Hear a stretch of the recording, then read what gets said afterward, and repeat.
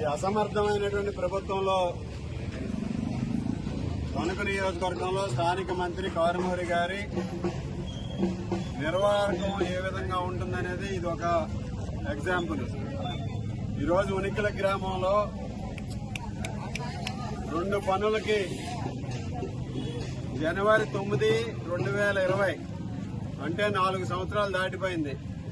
ఇక్కడ శంకుస్థాపన రాళ్ళు వేసుకున్నారు. ఒకటి 10 లక్షల రూపాయలతో సీసీ రోడ్ల నిర్మాణం, మరొకటి 50 లక్షల రూపాయలతో కాంక్రీట్ డ్రైన్ల నిర్మాణం అని చెప్పేసి శంకుస్థాపన చేశారు ఇక్కడ ఆర్భాటంగా. కానీ ఈ రోజు వరకు కూడా 1 రూపాయి అయితే గ్రామంలో ఎక్కడా కూడా ఖర్చు పెట్టలేదు. 1 రూపాయి పని కూడా చేయలేదు. ఒక సిమెంట్ బస్తా పని చేయలేదు, ఒక ఇసుక బస్తా పని చేయలేదు.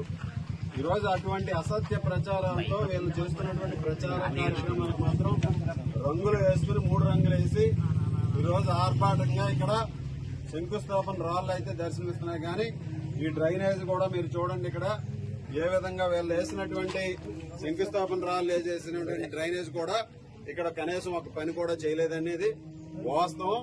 ఈ రోజు ఇటువంటి అసత్య ప్రచారాలతో ప్రజలను మభ్యపెడదామని వీళ్ళు ఏదైతే ప్రయత్నాలు చేస్తున్నారో రాబోయే రోజుల్లో ఈ గ్రామ ప్రజలందరూ కూడా తగిన విధంగా బుద్ధి చెప్తారు, అందులో ఎటువంటి సందేహం లేదు.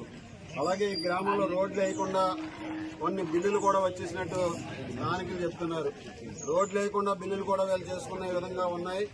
దాని మీద కూడా భవిష్యత్తులో ఎంక్వైరీ వేయించి తెలుగుదేశం పార్టీ జనసేన అధికారంలోకి వస్తుంది. ఎంక్వైరీ వేస్తాం, వీళ్ళ సంగతి తేలుస్తామని సందర్భంగా తెలియజేస్తాం.